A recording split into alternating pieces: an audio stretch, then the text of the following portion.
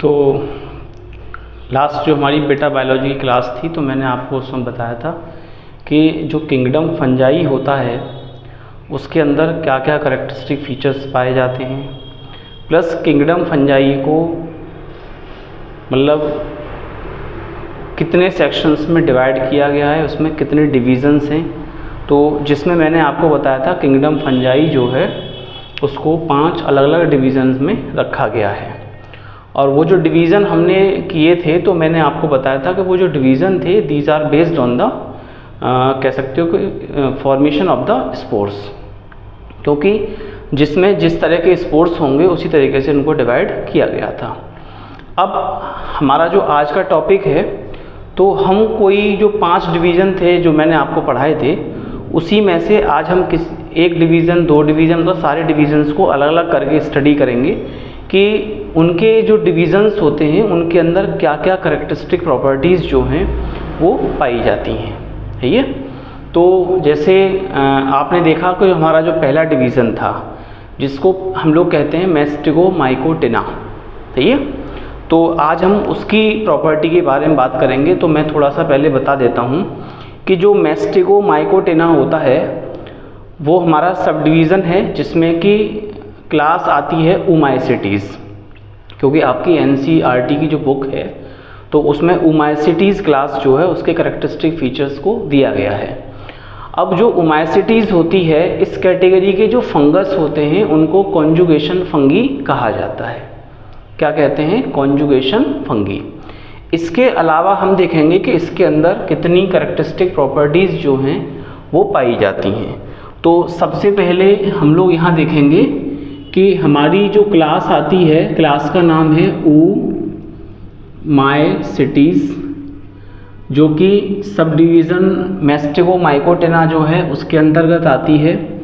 और जो डिवीज़न है वो तो आपको पता ही है यूमाइकोटा, उसमें हम लोग उसको पढ़ते हैं, सही है। तो सबसे पहले हम देखेंगे कि इस तरह के जो फंगी होते हैं उनका जो थैलस होता है वो किस प्रकार का होता है। तो शॉर्टकट में मैं आपको समझा देता हूँ। इनका जो थैलस होता है वो माइसीलियल होता है। माइसीलियल का मतलब है माइसीलियम से बना होता है। दूसरी चीज़, इनमें जो हाइफी होते हैं वो किस प्रकार से होते हैं, तो हम लोग यहाँ लिखेंगे हाइफी आर सीनोसाइटिक। देखिए जब शब्द आ गया सीनोसाइटिक तो सीनोसाइटिक के साथ साथ ये असेप्टेट भी होंगे, इनमें कोई भी सेप्टा नहीं पाया जाएगा। But septa is develop into old phase, यानी जब इनका माइसीलियल थोड़ा सा ओल्ड हो जाता है तो उस समय इनकी बॉडी में सेप्टा डेवलप हो जाते हैं। लेकिन जब ये एक यंग कंडीशन में होता है हाइफी जो है तो उसमें कोई सेप्टा डेवलप नहीं हो पाता है। तो ये इनका एक करेक्टरिस्टिक फीचर है। दूसरा हम देखेंगे कि इनमें जो असेक्सुअल रिप्रोडक्शन है वो किस प्रकार का होता है, ये। तो असेक्सुअल रिप्रोडक्शन जो होता है वो होता है बाई स्पोर द्वारा, और स्पोर में भी कौन से आते हैं? जूस्पोर्स और एप्लेनोस्पोर्स, जिसके बारे में हम आपको पहले बता चुके हैं। तो असेक्सुअल रिप्रोडक्शन जो होता है वो 2 तरह से होता है, बाई जूस्पोर्स। तो जूस्पोर्स जो होते हैं ये मोटाइल होते हैं पहली चीज़, और ये एक्वेटिक जो फंगी होते हैं ये उनमें पाए जाते हैं। तो जो यानी मैस्टिगोमाइकोटिना के अंदर जो एक्वेटिक फंगस आते हैं उनके अंदर जो रिप्रोडक्शन होगा असेक्सुअल वो बाई जूस्पोर्स होगा, और जूस्पोर्स जो हैं वो मोटाइल होंगे, सही है। अब दूसरा जो आता है दैट इज बाई एप्लेनोस्पोर। अब देखिए जो एप्लेनोस्पोर्स होते हैं ये मैंने आपको पहले बताया था, ये नॉन मोटाइल होते हैं, और ये टेरेस्ट्रियल जो फंगी होते हैं उनमें एप्लेनोस्पोर द्वारा यानी असेक्सुअल रिप्रोडक्शन होता है, सही है। तो असेक्सुअल रिप्रोडक्शन आपका क्लियर हो गया कि 2 तरह से होगा, बाई जूस्पोर बाई एप्लेनोस्पोर। अब हम ये देखेंगे कि जो जूस्पोर्स होते हैं उनमें जो फ्लैजिला है वो किस प्रकार का होता है। तो जूस्पोर्स जो होते हैं ये यूनी या बाई फ्लैजेलेट होते हैं, प्लस अगर ये बाई फ्लैजिलेट हैं तो ये हेट्रोकॉन्ट कंडीशन को रिप्रेजेंट करेंगे। हेट्रोकॉन्ट का मतलब होता है कि जो फ्लैजिला होगा, जैसे दो फ्लैजिला हैं तो इसमें एक फ्लैजिला बड़ा होगा, दूसरा फ्लैजिला छोटा होगा। सही है, तो यहाँ तक हमारा असेक्सुअल रिप्रोडक्शन क्लियर हो चुका है। अब हम पढ़ेंगे अबाउट द सेक्सुअल रिप्रोडक्शन, कि इनमें जो सेक्सुअल रिप्रोडक्शन है वो किस प्रकार से होगा। तो जैसे ऊपर हमने देखा था कि ये ओमाइसिटीज़ कैटेगरी में आते हैं, तो इनकी जो क्लास होती है वो ओमाइसिटीज़ होती है। तो हम यहाँ देखेंगे कि जो असेक्सुअल रिप्रोडक्शन होगा वो oogamous टाइप का होगा। समझ में आ रहा है कैसा होगा बेटा? oogamous होगा। तो डोमिनेंट तो oogamous होगा, वैसे आइसोगैमस भी होता है।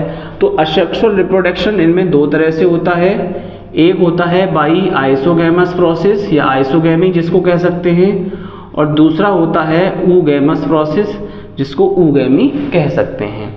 अब जो oogamous या आइसोगैमस कुछ भी मान के चलिए, अगर इनमें देखा जाए तो इनके अंदर जो मेल सेक्सुअल ऑर्गन्स होंगे उनको क्या कहा जाएगा। तो हम ये देखेंगे कि इनके अंदर जो मेल सेक्स ऑर्गन्स होते हैं, मेल सेक्स ऑर्गन, उनको हम लोग कहते हैं एंथ्रीडिया। सही है, और जो फीमेल सेक्स ऑर्गन होते हैं, फीमेल सेक्स ऑर्गन, तो उसको कहा जाता है oogonia। क्लियर? तो ये चीज़ आपको इनके सेक्स ऑर्गन के नाम भी थोड़ा सा ध्यान रखने हैं। बाकी आइसोगैमस तो आप समझते ही हो, जब गैमीट्स जो फिजिकली और स्ट्रक्चरली सिमिलर होते हैं, मेल और फीमेल गैमीट, तो उनको आइसोगैमस कहा जाता है। और oogamous तो मैंने आपको पहले बता दिया कि एक जो होगा वो मोटाइल होगा, दूसरा जो होगा वो नॉन मोटाइल होगा। अब जो सेक्सुअल रिप्रोडक्शन अब मान चलो हो भी गया, तो इसका मोड ऑफ सेक्सुअल रिप्रोडक्शन क्या रहेगा। तो यहाँ पे हम लोग देखेंगे कि मोड ऑफ सेक्सुअल रिप्रोडक्शन इसका क्या रहता है। तो जैसा मैंने आपको बताया, ये कॉन्जुगेशन प्रोसेस से सेक्सुअल रिप्रोडक्शन करते हैं, इसलिए इनको कॉन्जुगेशन फंगी भी कहा जाता है। तो यहाँ पे जो मोड ऑफ सेक्सुअल रिप्रोडक्शन रहेगा वो रहेगा गैमीटेंजियल कॉन्टैक्ट प्रोसेस। सही है, कौन सा रहेगा? गैमीटेंजियल कॉन्टैक्ट। ये तो गैमीटेंजियल कॉन्टैक्ट जो है इनका मोड ऑफ सेक्सुअल रिप्रोडक्शन रहेगा। अब इसके बाद अगर हम ये देखेंगे कि इसमें जो गैमीटेंजियल कॉन्टैक्ट होता है तो उसमें यानी सबसे पहले क्या चीज़ होती है, तो हम यहाँ पे लिख सकते हैं इन विच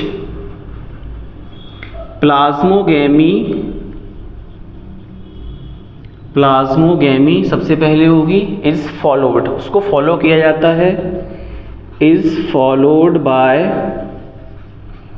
कैरियोगैमी, यानी उसके बाद कैरियोगैमी होगा, एंड मियोसिस, उसके बाद क्या होगा? मियोसिस होगा। तो कभी कभी पूछ लेते हैं कि प्लाज्मोगैमी जो होती है उसको कैरियोगैमी या मियोसिस द्वारा फॉलो किस कैटेगरी के फंगस में किया जाता है, तो आप वहाँ पर लिखेंगे कि वो मैस्टेगोमाइकोटिना या ओमाइसिटीज़ कैटेगरी के जो फंगस होते हैं उनमें ऐसा होता है। सही है, तो यहाँ तक कोई डाउट बेटा किसी को? अच्छा चलो, नहीं है, अच्छी बात है ये तो। सही है, तो अब हम यहाँ से देखेंगे कि जो सेक्सुअल रिप्रोडक्शन है अगर ये हो गया तो ये आगे चल के क्या बनाएगा। सही है, तो हम यहाँ देखेंगे the sexual reproduction leads to formation of oospores। समझ में आ रहा है, इसलिए इसको oomaicities कहा गया है। तो ये क्या बनाएगा बेटा? oospores बनाएगा। अब जब oospores होंगे तो आपको पता होना चाहिए कि ये oospores जब जर्मिनेट होंगे तब जाके एक फ्रूटिंग बॉडी का निर्माण करेंगे, और जो oospores होते हैं इनको ये रेस्टिंग स्टेज में हमेशा पाए जाते हैं, तो इनको रेस्टिंग स्पोर्स भी कहा जाता है। समझ में आया? चलिए अब हम बात करते हैं कि सेक्सुअल रिप्रोडक्शन हो चुका है, फ्रूटिंग बॉडी इनकी oospores के जर्मिनेशन पे बनी जाएगी। अब हम ये देखेंगे कि इसके अंदर यानी ऐसे कौन कौन से फंगस हैं जिनको रखा गया है, और ऐसे कौन कौन से फंगस हैं जो डिसीज जनरेट करते हैं। तो हम इनके एग्जाम्पल्स के बारे में थोड़ा सा चर्चा करते हैं। तो एग्जाम्पल में सबसे पहले आता है फाइटोप्थेरा इन्फेस्टेंस, जिसका नाम होता है। तो पहला होगा हमारा फाइटोप्थेरा इन्फेस्टेंस, फाइटोप्थेरा इन्फेस्टेंस, सही है। तो इससे क्या होता है, ये क्या चीज़ जनरेट करता है, तो ये एक बीमारी पैदा करता है जो आलू की फसल में होती है और जिसको हम लोग बोलते हैं लेट ब्लाइट ऑफ पोटैटो। तो ये आप चीज़ ध्यान रखनी है, लेट ब्लाइट ऑफ पोटैटो। ये आजकल ऐसे जो क्वेश्चंस हैं वो नीट एग्ज़ाम में बहुत ज़्यादा पूछे जा रहे हैं और ज़्यादा बड़ा कोई बड़ा एग्ज़ाम नहीं होता है बेटा। थोड़ा सा आप लोगों को लगता है कि बहुत टफ एग्ज़ाम में सर नहीं हो पाएगा, लेकिन देखिए मैं आपको साफ साफ बता दूं, अगर आपका बेसिक बायोलॉजी में क्लियर है, ये मैं आपको पहले ही बता चुका हूं, अगर आपका बेसिक एकदम क्लियर है तो कोई भी माई का लाल नहीं है जो आपको रोक सके सिलेक्शन होने से, समझे। आपको डरना नहीं है, टेस्ट बहुत इजी आता है और पिछले 4-5 सालों से तो बहुत ज़्यादा इजी टेस्ट पेपर बना दिया गया है। लेकिन बस थोड़ा सा कन्फ्यूज़न ये रहता है कि आप लोग इतना एडवांस लेवल पर पढ़ लेते हो, समझे, कि आपको खुद ही पता नहीं चलता। और बेसिक क्या होता है, आप एनसीईआरटी की एक एक लाइन को ढंग से पढ़ते चले जाइए, समझिए, तो बहुत आपको ये मान चलो पता भी नहीं चलेगा कि आपका टेस्ट पेपर कब निकल गया, कब आपने अच्छी स्कोरिंग कर दी, समझिए। अब बहुत सारे बच्चे होते हैं बड़ी बड़ी कोचिंगों में जा रहे हैं और बहुत दुनिया भर के नोट्स बना रहे हैं, समझिए, ऐसा कुछ नहीं होता। कोचिंगें आपको सिलेक्शन नहीं दिलवाती हैं, आपको सिलेक्शन खुद लेना होता है, ये ध्यान रखिए। और आप तभी सिलेक्शन ले सकते हो जब आपके अंदर आपका जो बेसिक कॉन्सेप्ट है हर सब्जेक्ट का वो क्लियर होगा और आपके अंदर एक ईगरनेस होगी कि आपको सेलेक्ट होना ही होना है, समझे। बाकी चाहे मैं हूँ या कोई भी कोचिंग इंस्टीट्यूट हो, आपको कुछ नहीं समझा सकता। बस इतना है कि जो कॉन्सेप्ट हम लोग आपको यहाँ समझा रहे हैं ये चीज़ें आपको दिमाग में डाल लेनी है, एकदम बेसिकली क्लियर कर लेनी है। समझ में आ रहा है, समझिए। अब जैसे एक और फंगस होता है जिसका नाम होता है एल्बुगो कैंडिडा, एल्बुगो कैंडिडा। अब देखिए जो एल्बुगो कैंडिडा नाम का जो फंगस होता है, ये जो क्रूसीफेरी प्लांट्स होते हैं, क्रूसीफेरी का मतलब जैसे सरसों है, आपका मूली है, तो ये सब क्रूसीफर्स में आते हैं। तो एल्बुगो कैंडिडा जो होता है ये एक बीमारी जनरेट करता है जिसको कहते हैं white rust of crucifers, white rust of crucifers, है ये। आपने कभी कभी देखा होगा जब हम लोग कैसे कह सकते हैं कि जब फसल करते हैं सरसों की, तो सरसों के पौधों की पत्तियों पे कुछ सफ़ेद सफ़ेद आपको पाउडर सा नज़र आने लगेगा। हम लोग कहते हैं साहब ये तो पत्तियां बेकार हो गई हैं, तो वो जो सफ़ेद सफ़ेद पाउडर आपको नज़र आता है वो वाइट रस्ट होता है और उसका जो पॉजिटिव एजेंट है वो एल्बुगो कैंडिडा होता है, जो कि एक फंगस है ये। इसके बाद देखेंगे पाइथियम नाम का एक और फंगस होता है। तो पाइथियम जो होता है ये क्या करता है, इसको damping off disease of tobacco कहा जाता है। तो ये क्या करता है, यहाँ पे कौन सी डिसीज़ पैदा करता है, तो हम लिखेंगे damping off disease of tobacco. तंबाकू में होता है, टमाटर में भी ये डिसीज़ होती है। इसके अलावा जो और कुछ फसलें होती हैं जैसे मस्टर्ड है, चिली है, तो वो भी इसमें भी हो जाता है। मस्टर्ड हो गया एंड चिली मतलब मिर्च में भी ये पॉजिटिव एजेंट होता है, सही है। अब इसके अलावा आप देखेंगे कि ऐसे बहुत सारे फंगस इसमें और कैटेगरी में आ जाते हैं जो डाउनी मिल्ड्यू डिसीज़ जो हैं वो जनरेट करते हैं।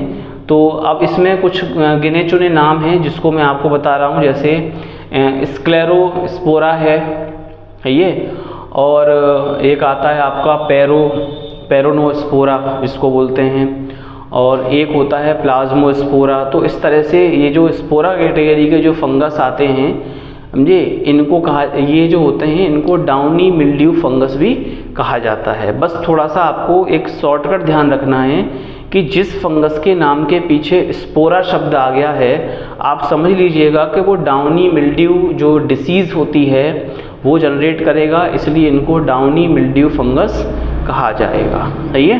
तो ये कुछ ऐसी कैरेक्टरिस्टिक प्रॉपर्टीज़ हैं जो अभी हमने बेटा पढ़ी हैं। तो ये सारी चीज़ों को आपको एकदम शॉर्ट तरीके से एक छोटे से पॉइंट पेज पे आ जाएगा, ये आप नोट बना करके आप अपने पास रखिए, ताकि जब भी आप कहीं फालतू बैठे हों या कहीं जा रहे हैं तो आप इसको पढ़ के अपना जो नॉलेज है उसको गेन कर सकते हैं। क्योंकि मैं यहाँ पे जो आपको ये सारी चीज़ें समझा रहा हूँ, ये वो चीज़ें हैं जिनसे क्वेश्चंस हर साल एग्ज़ाम्स में आते ही आते हैं। सही है, चलिए तो अब हमारा जो आज का ये टॉपिक है मैस्टिगोमाइकोटिना, ये ख़त्म हुआ, जिसमें हमने ओमाइसिटीज़ जो कॉन्जुगेशन फंगी थे उनके बारे में अभी आपको सारी चीज़ें बताई। अब हमारा जो नेक्स्ट जो डिवीज़न है वो है जाइगोमाइकोटिना, जिसको अभी हम नेक्स्ट जो हमारी क्लास होगी उसमें हम आपको बताएंगे। ओके बेटा, थैंक यू।